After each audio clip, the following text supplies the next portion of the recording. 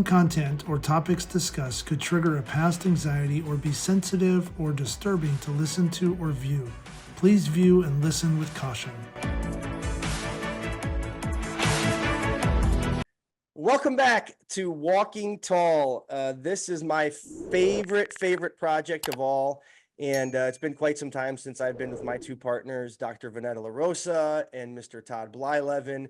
If you were with us last time, we welcomed Crystal Behe, onto the show, a domestic violence, abuse, if you will, advocate, awareness, content creator. The list goes on and on. She's so amazing. And Dr. LaRosa, it's been some time, as I said. So what's new with you, and what are we excited for today?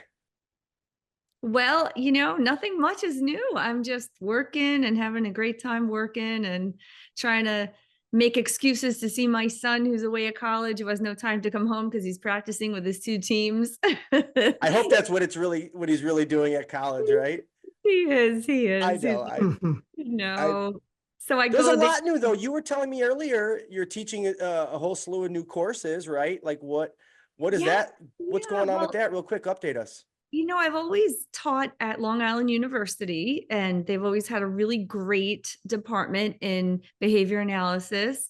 And I've had a close colleague who passed away who started the program, and I've been there since probably about 2012. And they had some changes and they needed more support for their wonderful students, some of them who are graduating. And I stepped up to the plate and offered to fill in on some of the courses that are necessary for these wonderful young people to go and change the world. So I feel that I'm assisting in putting out some really great talent, some really passionate young people to continue doing the great work that we so desperately need people for. So if I can positively influence them in any way during our short time together, I feel once again that that's a position God put me in, and I had to accept. Imagine that, Dr. LaRosa committing to more good into the world and putting out a more amazing individuals like herself. And Todd, she said, step up to the plate.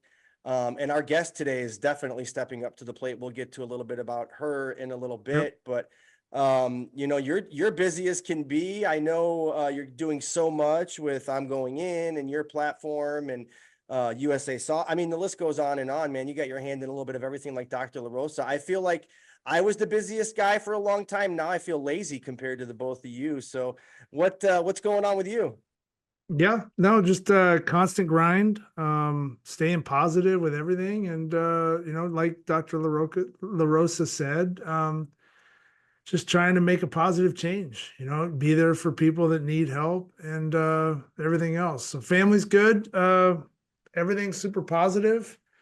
Good to be here on this show. Yeah, I'm ready to really dive into, Jenny's story. And I know you're going to give her the amazing overview.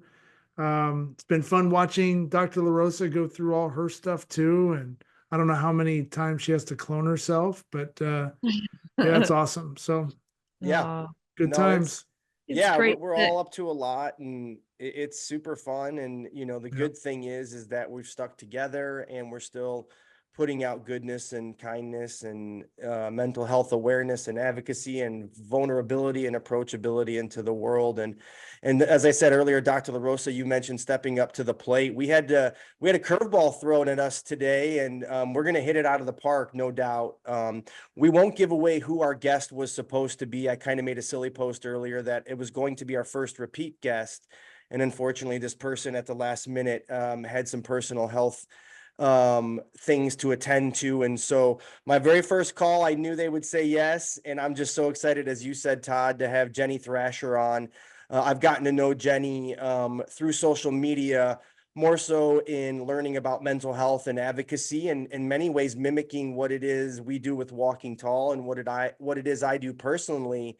After her, right? Her website, jennythrasher.com, her work through All That We Are and Growing Out of Darkness is just second to none when it comes to suicide prevention and preparedness. And she'll get more into her story shortly, but I'm just so excited for those that don't know her already to get to meet her. So Todd, why don't we bring Miss Jenny Thrasher on, and our socks are about to be rocked, if you will. Let's go. Here we go. she She is. is, Miss. No, Jenny, you'll have to wait to hear the not so eloquent introduction I gave of you, but I will tell you that Was beautiful. Don't listen to him. yes, Dr. LaRosa was mentioning stepping up to the plate, and I just want to say thank you so much. As you know, you've always been planned to be a guest, but wasn't today, and you stepped up to the plate last minute, stepping up for someone to be named later. But I'm just so excited to have you on. It's been forever in the making, and I just want folks to know who you are, how you got here, what you're doing. So let's roll. Unmute yourself and reveal yourself. Yeah. Hey, everyone. Hello, world. I know. So even Vanetta and Todd had not been planning on me being here, so this will be new for you guys as well. Chris and I met about a year ago, I think over LinkedIn, and then had the pleasure of our first interaction ever was to go to a Pearl Jam concert. So what better way to meet someone than that, right? And so. But no, Chris and I really, we came together because we both believe in making a difference and stepping up, right? Stepping up for those in need. And so it's an honor to be here today. I'm grateful. My journey in this world of suicide prevention really started back in 1999. It was on June 2nd of 1999 that I lost my dad to suicide. And this wasn't just losing my dad, this was losing the most important person in my world. And when he died, I quite literally crumbled. I did not know how to move forward. Everything I'd ever done was to make him proud, and suddenly he was gone. And, I'm able now, more than 25 years later, to look at it and recognize how grateful I am for the people who've been in my life. And that it was the people in my life who really did help me to move forward and to recognize that it was time to start living for me. And so I was able to return to school, where I was actually in college at San Francisco State University, getting my degree in psychology. And so when I returned to classes, I let each of my instructors know that I had lost my dad and that I needed to understand what happened, because the stigma associated with suicide, that's not who my dad was, and it didn't make sense to me. Even though he had asked for help, even though he had let us know that he was in a dark place, and it just still was one of those things where it's like that wouldn't happen to my dad. So when it did, it just completely blindsided me, and I needed to understand it. And I was really fortunate that each of my instructors, not only did they support me in developing a better understanding of suicide, but they pushed me. They really pushed me to move through my grief, not just set it aside and be like, I'll deal with this later. They were very supportive when I was behind in class or couldn't show up because it was his birthday. And I couldn't breathe that day. I remember his birthday being quite harder. It was much harder than the day that he died. The anniversary of his death. But yeah, they were all really amazing and had pushed me in a lot of different directions. So it was understanding suicide, but also understanding grief. And after I graduated from college, I became a crisis counselor and a public educator. I did that in California and then went on to do that in Minnesota.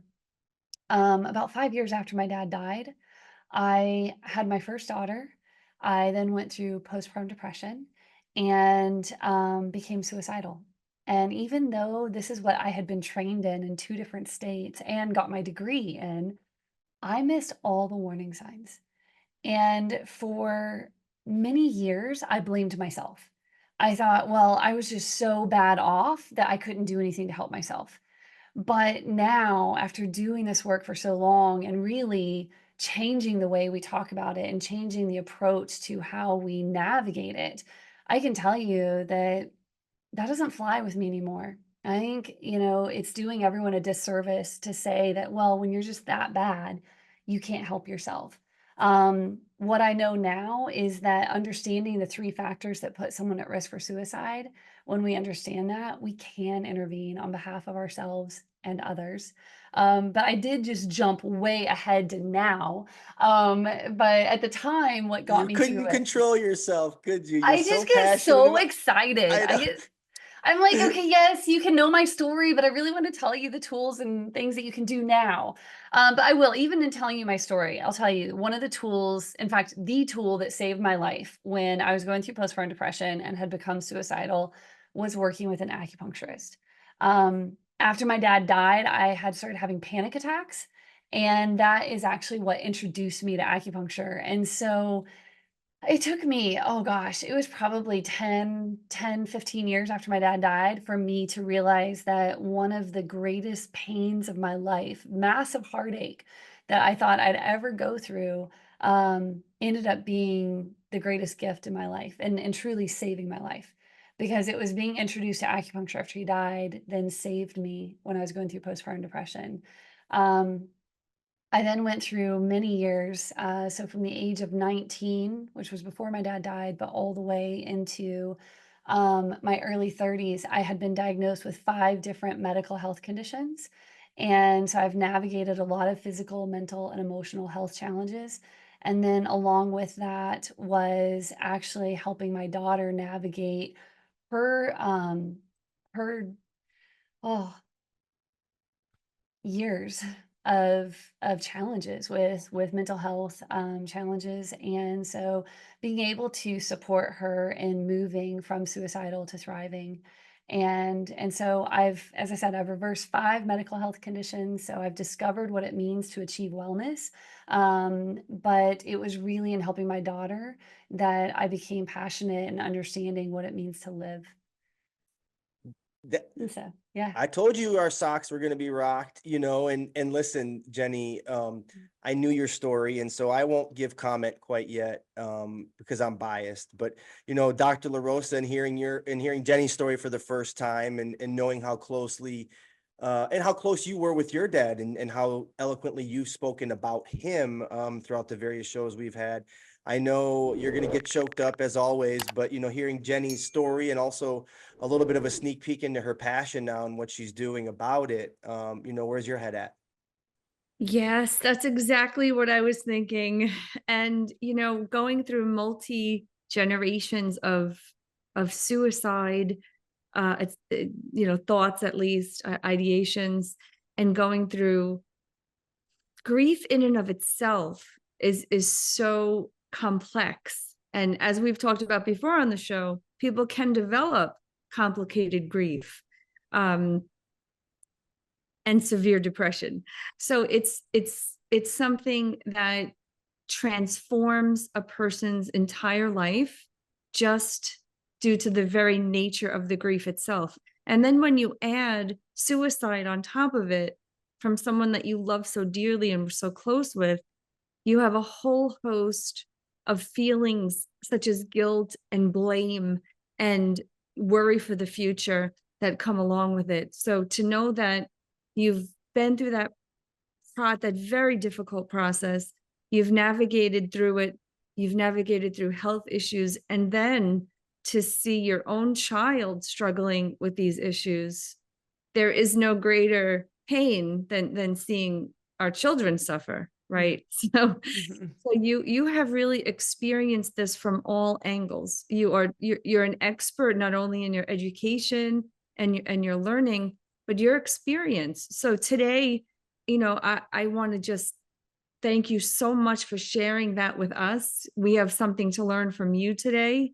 And I'm so sorry that you've been through this, and so grateful that you've used these experience to just build your strength and find a way to share this with others. That is, Chris keeps finding these amazing people that help to share our mission of vulnerability and strength. And this couldn't be more useful for people to hear. So thanks again, Jenny. Yeah. Absolutely. And Thank you. it's so funny. You said expert by education. And as Jenny and I have become friends and send text and have conversations of support, from across state lines, one of her aspirations, and I know she's going to achieve it, is to get a doctorate for some of her coursework that she's creating. So Dr. LaRosa, maybe at some point you can write some letters for her. But Todd, I wanted to touch on something Jenny said, and it hasn't been lost on me what month we're in, and Jenny spoke about anniversaries and birthdays and things of that sort, and we're in the month of your experience and the marking of that, anniversary, I guess you would call it, right? And so grief is something that I feel very heavily around the 4th of July. I know you feel certain ways about your experience in Las Vegas. And again, I'm not certain you've had anybody in your sphere take their own life, but we could relate, having that grief and those reminders and those things. And so I'm just so excited and curious to hear what your takeaways were from hearing Jenny's first part of her story. Yeah. Jenny, I mean, true strength warrior, you're just stepping up for not just yourself, but, your family and everybody around you and anybody that gets a chance to listen to you speak. So thank you, to kind of echo what Dr. LaRosa and Chris have both said, just stepping up. It's something that we don't talk about enough. I put out recently, kind of a portrayal of what I go through just from a anniversary standpoint, that traumatic event coming up, so I can relate to a bad day, and what we go through and that anxiety level, how it makes us feel, how we lose our train of thought, our confusion, our irritation, our anger, all the different, Molotov cocktails of bad that we experience. And what I love about what you're doing is, and I just spoke to a number of first responders just this last week, firefighters up here in North Texas, and the topic was suicidal ideation. And that's what they wanted me to talk about. And for the first time, and I mentioned this in my episode, I'm sitting there, I'm having probably one of the worst, it's been 7 years for me, but I'm probably having one of the worst days where the anxiety is super heavy. I can't concentrate. I'm trying to do work just to preoccupy my mind. I'm literally doing about 10 minutes worth of work. And for the first time, I could understand why somebody just wants to end it. And it wasn't that I wanted to do that. I wasn't thinking about for me, because I've built up my resilience. I have my peer support group. I've got my pals. I've done my training to understand my spidey senses of all the traumatic experiences.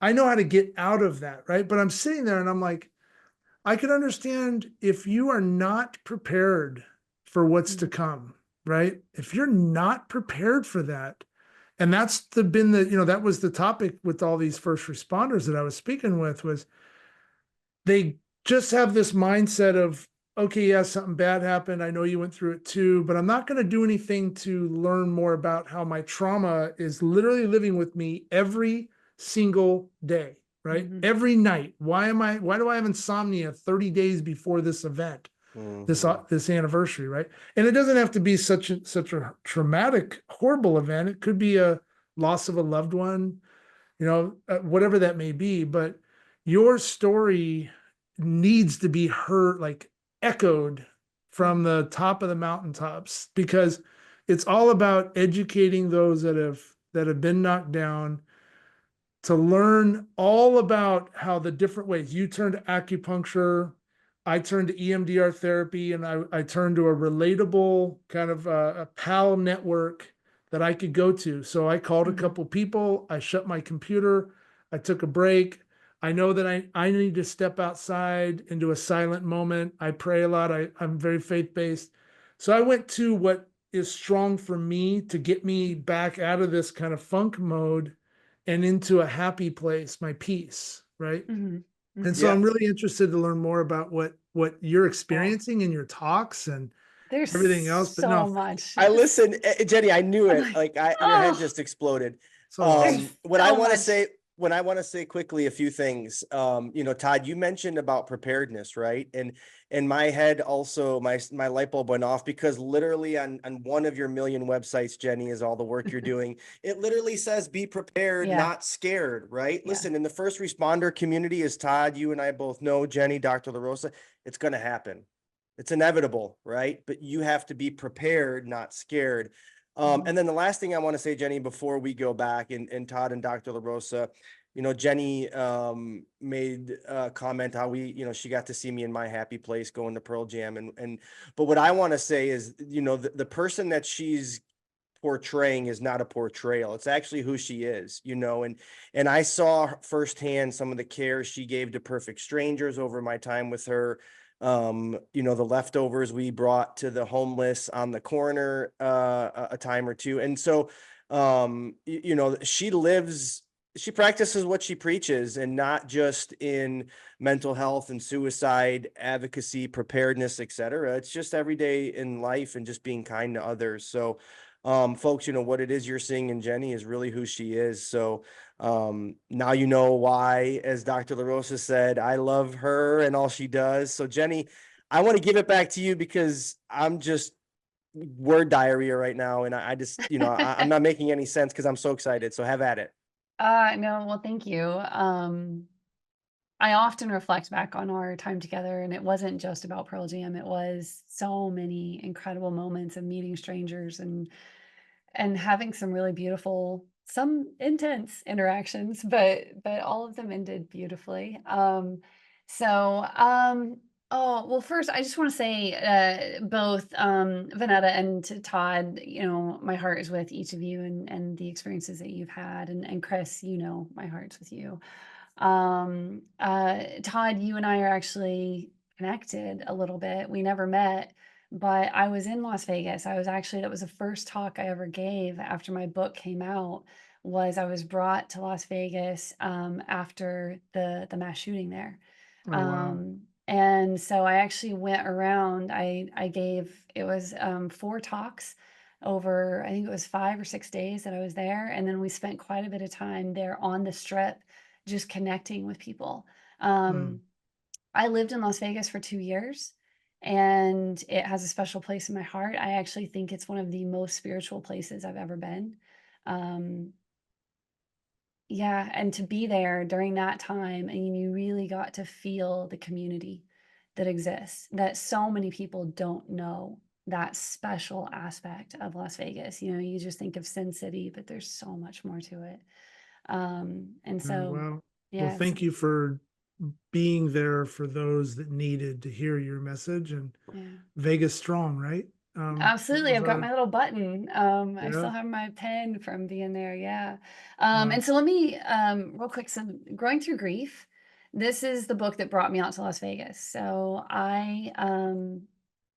about 15 years after my dad died, I woke up to a message from a friend of mine that said that she had 2 friends who had each lost a loved one to suicide that week. She knew everything that I'd been through in losing my dad, as well as my postpartum depression, and she knew all that I had done to heal. And so she asked if I would write them a letter letting them know that healing was possible. Took a deep breath and I started writing.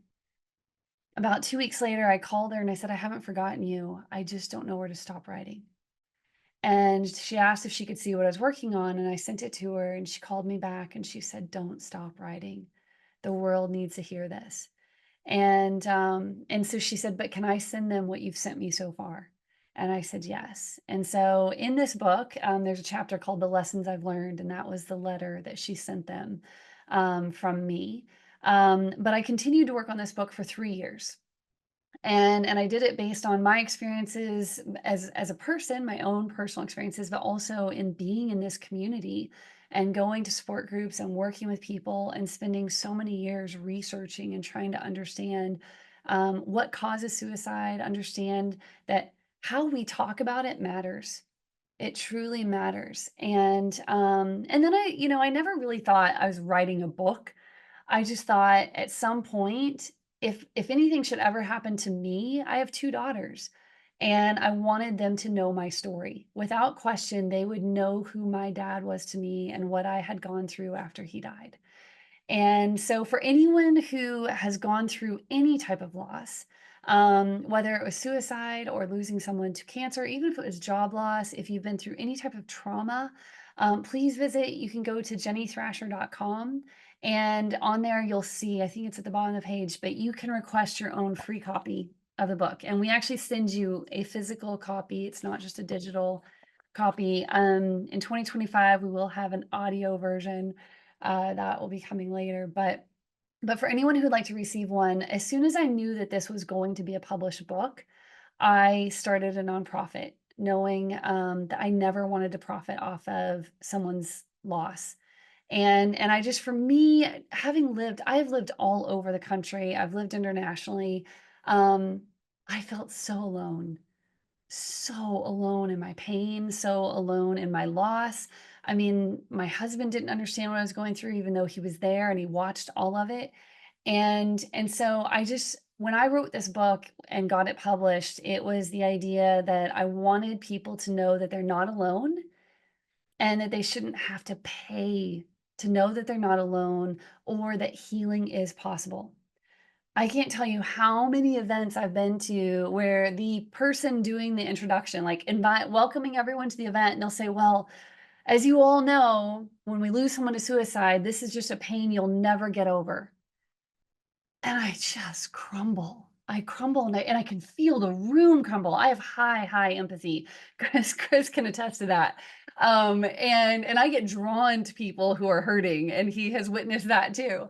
And I mean, I will leave those events in tears, not because of the pain people have experienced, but because of what these experts are telling them is possible. And when they say that this is something you'll never get over, it takes everything in me to sit there and be polite. But what I want to say is it's not about getting over it. It's about growing through it. It's about embracing that pain and learning how to let it go so that it does not stay in us, controlling us. And that is what I've learned to do over the last 25 years, not just through acupuncture. Acupuncture was my first go-to, but then it was learning about so many different modalities that helped my physical, mental, and emotional health. Okay, Chris, I see you buzzing. I see you. know. Go. Like, well, listen, I always get excited and itchy when I want to hear two people have a conversation that I could be on a fly on the wall, but I'll let Dr. LaRosa get resettled because, what you mentioned was experts, right? And we're so fortunate to have Dr. LaRosa on our team, and she provides that expert insight, right? But where she is so different than some of the other quote unquote experts I've encountered, Todd, I know you've encountered, Jenny, we've had conversations, is that empathy piece, right? And so that's where you're saying what's going on in mental health. And by you, Jenny, I mean you, what we're doing isn't working, right? And in my experience, and I know, Todd, you and I have talked many times, it is that empathy piece, right? Because the so-called experts are so cold and hardened through the medical system that they can't relate. They can't show empathy. That my therapist, who I saw for a long time, I hugged her after every session, right? That's just who I am. I'm a hugger. A couple times I could tell she shied away. Now I'll say to her, is it because you don't want to hug me? I'm not trying to hug you uncomfortably. And she said, no, Chris, I'd love to hug you, but I'll get in trouble if my boss sees it. Right. And now I said to her, Lou, you tell your boss, if I can't hug you after our therapy sessions, I don't want to see you anymore. That's the bottom line, right? And so I was buzzing. So Dr. LaRosa, I think you're settled. So, that empathy piece, all of the things that Jenny was just speaking about, I'm excited to get your take because the quote unquote experts, they don't always prove to be so expert, if you will. Well, when I heard you mention empathy, first of all, it comes through from the very second I started talking to you. I could feel your heart, and it's so clear that you love to love and you have a great desire to help. And anybody that's hurting, if they're in your range, if they're in your signal, that you will put yourself out there to try to help them. And that is something that you and I have in common. And so and Todd and Chris in their way, not through the mental health channels professionally speaking, but as human beings. So I think that the force that drives a person to use that empathy and act compassionately towards others is worth its weight in gold, because as we know, the mental health system is really suffering. I mean, I could just share my own personal experiences with you in trying to find a qualified therapist for a loved one. What we've been through is absolutely unethical and unacceptable. I mean, people waiting online for sessions, the therapist never showing up, changing sessions last minute without any regard for the client's schedule, all kinds of things. It's just finding someone who's even qualified to just even work with specific issues that people have is hard enough. And then when or if you do, sometimes it's the payment methodology, it's the schedule that best fits the therapist that are paramount, rather than hearing what these clients need from the therapist. So the helping profession, the healthcare profession, really needs a lot of reevaluation and revamping, in all of our opinions. That's Yeah. my opinion.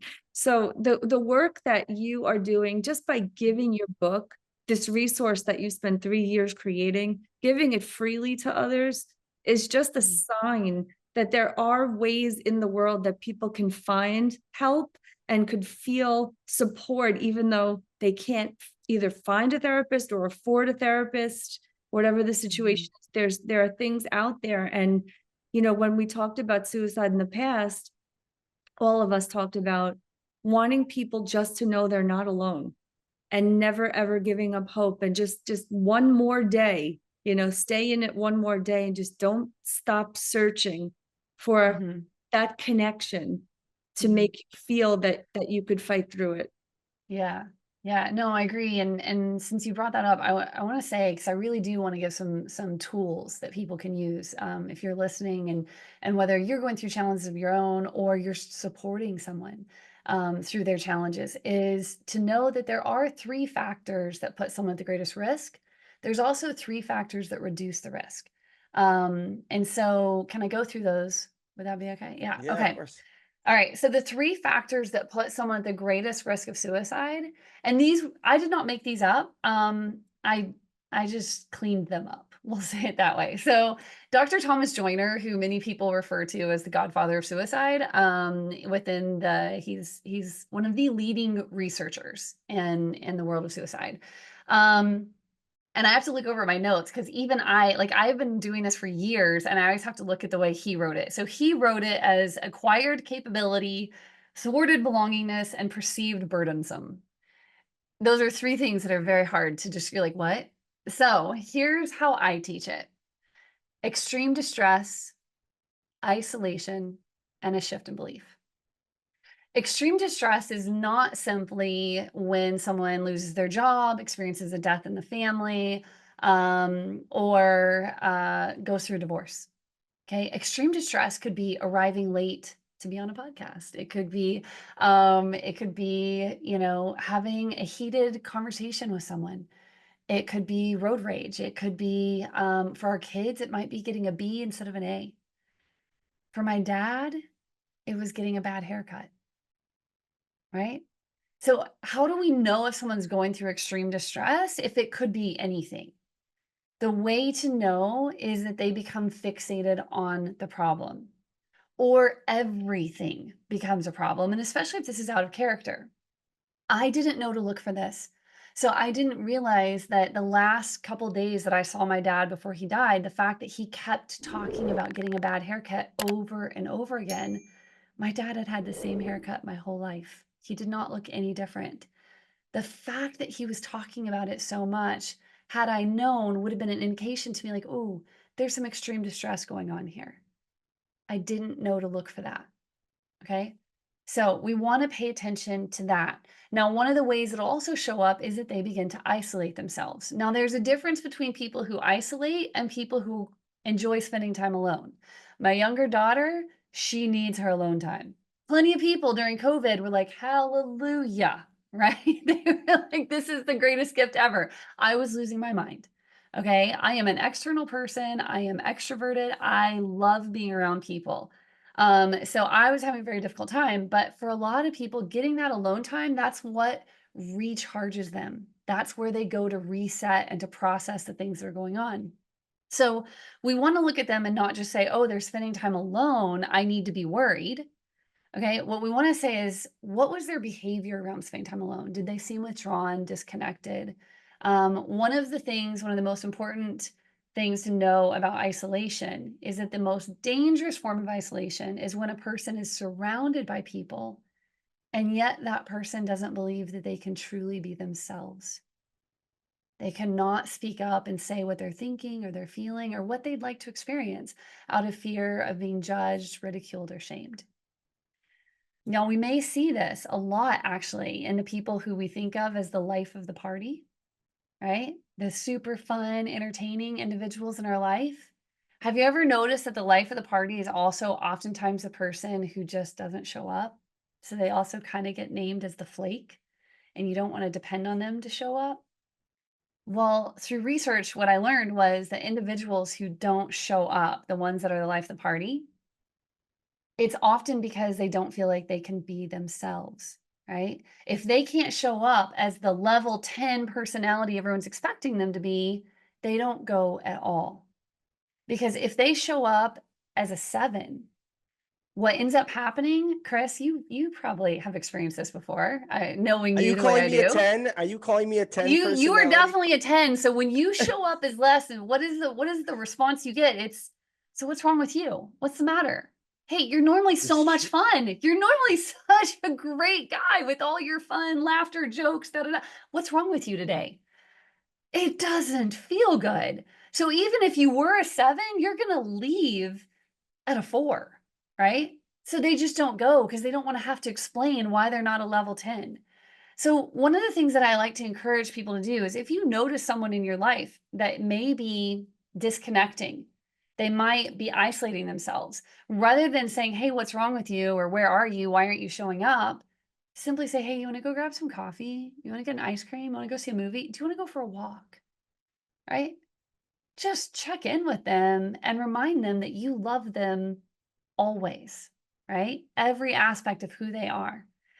Um, Real quick, Jenny, I want to yeah. just go to Todd for briefly. We talked, and Dr. LaRosa, you mentioned, the healthcare system and how it does relate to the mental health care system, if you will. And Todd, you've spoken many times about your angel Diane and how, your journey and finding her and such went, right? And hearing what Jenny just had to say about some of those key markers, if you will, the 3 takeaways, right? I want to just get your takeaways and where your head's at before we come to the end of today's show. Oh yeah, no, it's all about resilience, not giving up. It's having people push you, give you support from both sides. So the recognition of what somebody might be going through, it's not just saying, hey, they're going to be okay. It's that perseverance. It's the text messages every day, making sure that they're uplifted. They know they're not alone. But you got to find, when it comes to the therapy search, you got to find someone that's relatable, that you can speak beyond your 8 seconds of craziness to. And if you can't really open up completely to that person, then it's never really going to work. It's going to be an ongoing process, and you're going to get frustrated because you're paying and you're still not feeling good. So the minute you can find that relatable person that you can really open up with, that's where the magic happens. And you have to be able to be open to that, right? You have to be able to understand that there is strength there. You will be strong. In fact, you're going to grow in strength than ever before. Once you're mentally strong and you can tackle that adversity that's coming your way because you've built those tools, you've done everything you're speaking about, Jenny. And that's why I think it just needs to be amplified. We need to put a big megaphone on your back so you can just kind of walk down the street and talk about it. But Well, I do we want to get to those other actually. 3 takeaways. I know you But said yeah, you had 3 leave yeah. Well, behind, so so I get want to to those explain quickly. too the extreme distress, because that's one that a lot of people don't understand. So extreme distress is when an individual, sorry, not the extreme distress, but the shift in belief. So that final one, right? So we have extreme distress, isolation, and a shift in belief. This is when a person believes that this world is only going to be painful, that they are a burden on everyone around them, that others would be better off without them, that their pain's never going to go away. And at the core of it, whether they're conscious of it or not, at the core is feeling that they are unworthy of love. And that is why what you will see as you work with me and you take my course, everything that I teach comes from a place of love. It's founded in love. It is at the center of everything that we're doing. And it is what is missing in our current approach to all health and education. But then with an awareness time, the 3 factors that can reduce the risk of crisis. So if we're implementing these on a daily basis, it can reduce our risk is connection, meaning, and contribution, which you guys do every time you have this podcast. So it's amazing. No, listen, and Todd, you hit it on the head, right? And as you were speaking, and as Jenny, you were speaking, and Dr. LaRosa, I started to go down the rabbit hole of why does this feel so good, right? And Jenny, you just alluded to it. It's what we're doing every time we're together, right? And I'll tell you folks, and I've been through countless different sorts of therapy sessions, as probably all 4 of us have. And even though I'm getting individualized and all the individualized care and all the attention of the therapist, I never walk away feeling as good as I do after doing these shows, right? I never walk away feeling as good as I do having a networking conversation with somebody who messaged me out of the blue saying, hey, what you're doing matters to me. Can we talk? Right. And so that give back element is something all 4 of us are very passionate about. And so before we sign off and before Jenny, we give you the opportunity to let folks know how they can work with you, where they can get your book, all that good stuff. Dr. LaRosa, I want to give you one last opportunity to say a few things and some parting thoughts, but I promised you this show was going to be a barn burner, and here we are. Yeah. I was listening to your summary of research, and, what really jumps out at me was the self-perception when it comes to distress. And you mentioned your dad's haircut. So when the perseveration about negativity is there, and when their mind is drawn to a negative situation that they just can't seem to unrelate to, you're talking, about many, many different ways that the brain could construct itself to end up in a place like that. It could be some form of OCD, it could be reliving trauma, it could be severe depression. But as you said, without naming or having to go through the intense process of diagnosing and, going through that laborious process, as we just talked about, looking at these behaviors, the signs, as you called them, and knowing what to do in that instant to possibly turn somebody's path around, I think is what I love most about this conversation, because you're really getting right in there and you're educating the general public on different things to look for without going so deeply into the psychological treatment process. You're telling people what to look for, what may be the root cause, and what you can do about it. And that in and of itself is a wonderful, great takeaway that I personally know. I could just hear from the way that you teach that you're phenomenal at this. So thank you for doing all of this and really putting all this together for no other reason than just the greater good.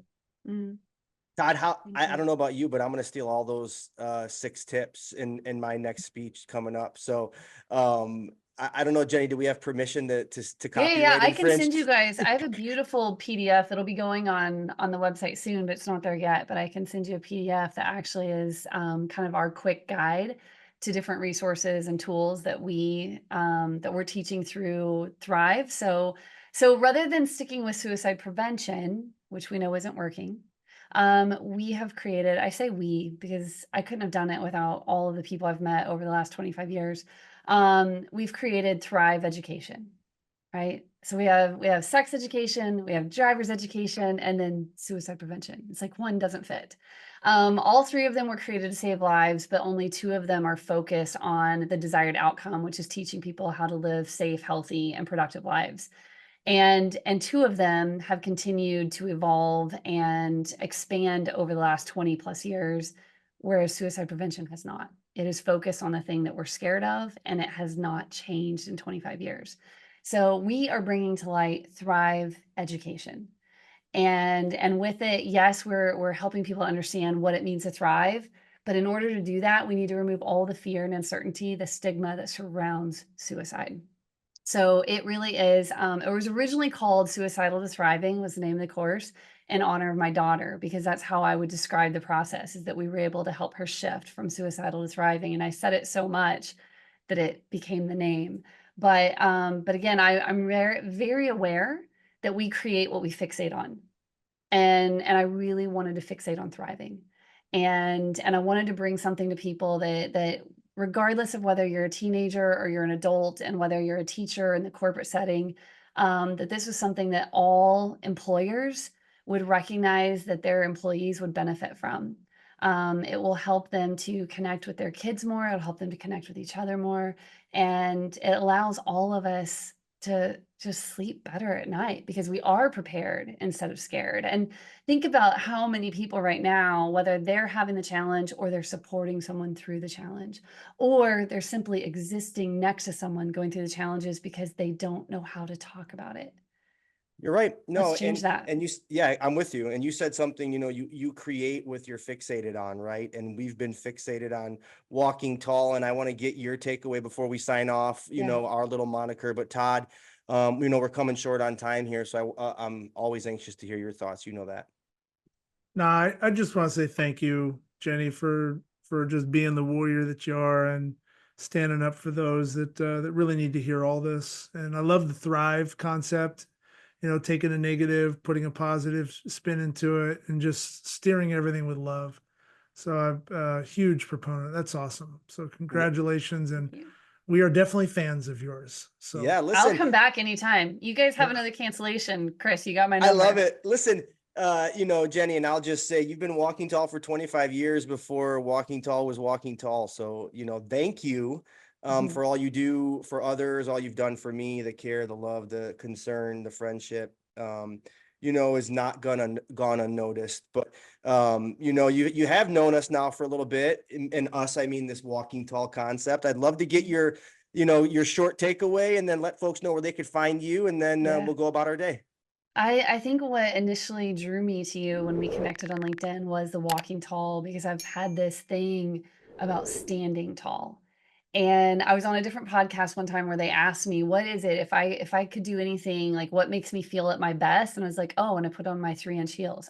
I'm 6 feet tall, for anyone that doesn't know. So when I put on my 3-inch, they're now 4-inch heels, I walk like a goddess. I just own my space. And especially after going through the divorce, it was really important to me that I was standing tall in my space and owning it. And when I had shown up on my feed with walking tall, I was like, we've got to connect. So that's how I connect in with walking tall. And then, come find me, jennythrasher.com, and feel free to set up a coaching session, or just set up an inquiry call for anyone that's got questions about what I do and how we can make a difference in the world together. Yeah. Well, you already are making a difference, and you've made a difference in our 3 worlds today. And you know what I think of you, and now you know what Todd and Dr. LaRosa think of you. So as we say, before we sign off, I'd love for you to lead us in those 2 words, and we'll go about helping others throughout the course of the weekend, huh? Yeah. And this is what I'm supposed to say, walking tall. Walk tall. This is Walk tall. Walk tall. Walk tall, everybody. Have a good rest of your Oh. week. All right. Bye Walk now. tall, everybody. Yes, in 4-inch heels. Yeah.